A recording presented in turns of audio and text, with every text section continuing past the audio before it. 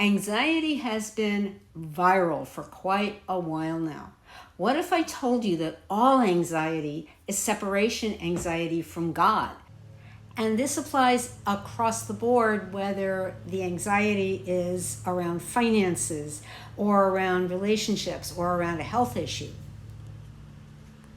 This video was inspired by a question from a Facebook friend in the Law of Assumption community about dealing with their crippling anxiety and its physical effects.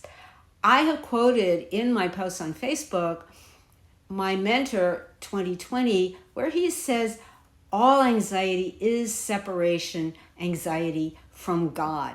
What does this really mean? And my friend asked me to expand on that.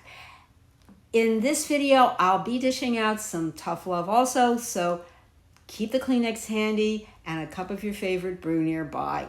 And stick around. I'm Valerie. Welcome to my channel on Major League Manifesting with manifesting insights and manifesting essentials to support you in living a divine life. Give this video a thumbs up, hit the bell and the notification button to stay informed about my latest content. Anxious attachment, not just to an SP, it can be to old mindsets, beliefs, and states or ways of being that have stopped serving you.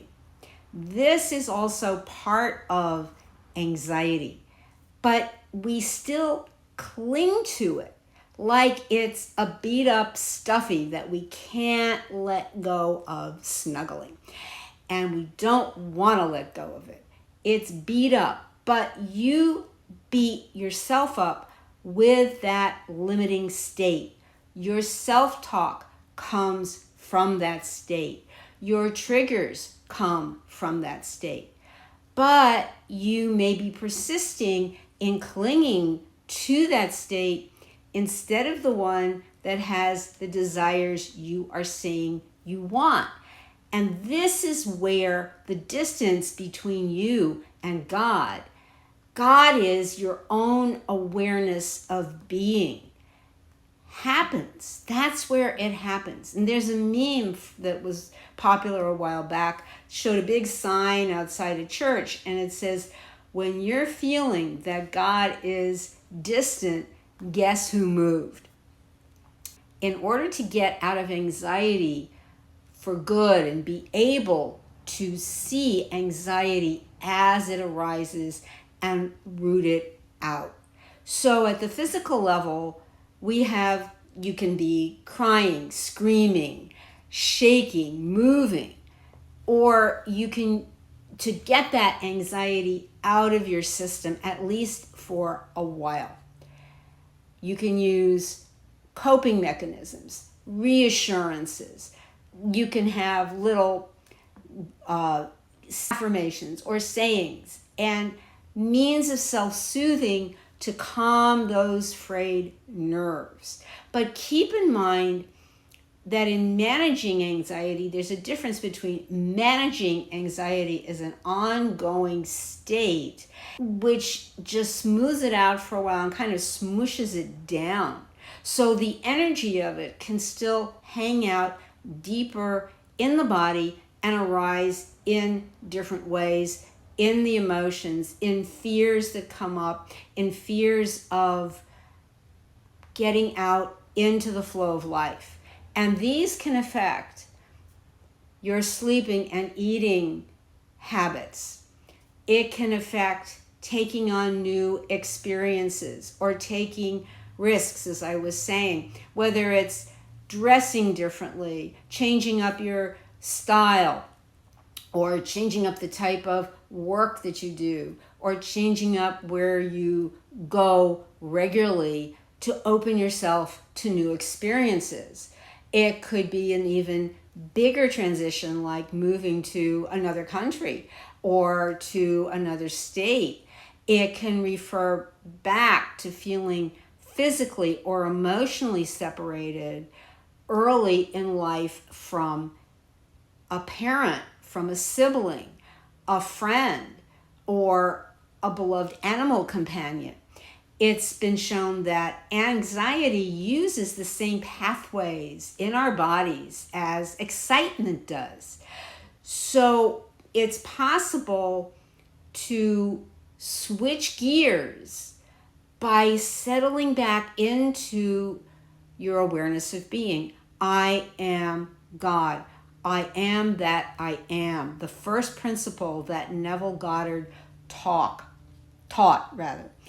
This is the excitement of eagerly anticipating having a pleasurable, fun experience, of being open to having that experience. The raw truth is that in separation, anxiety from God, you are separated from your innermost being. As it's been said, closer than your breath. It's what Hinduism calls the inner love. God is love. You are God, and so you too are that love. So ultimately, it's become anxiety over seeking something outside of yourself to fulfill you. For your manifestations to work effortlessly, you must slam the door on the 3D, as Neville's teacher Abdullah did to Neville. Slam the door and turn inward, even if you have to do it over and over until it gets to be where your regular state is. In the Bible, it says, I die daily. And it's turning away from what we believe is going to happen, the fear of the future. We're taking the future and pulling it into the now. We're afraid of all the what ifs come up, where we can change them into what if this is the best experience that I can have. And this will come up the more you slam the door over and over and over again.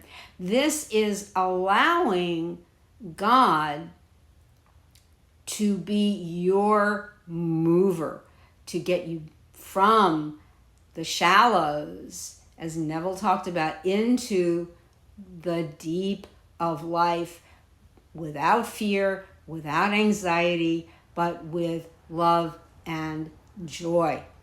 I intend for this video to give you some insight into what anxiety means and how you can transform it always in your life. Thanks so much for watching. Be sure and hit the bell, like, comment, and share so my videos can reach more wonderful people like you. Love you, boo. See you next time.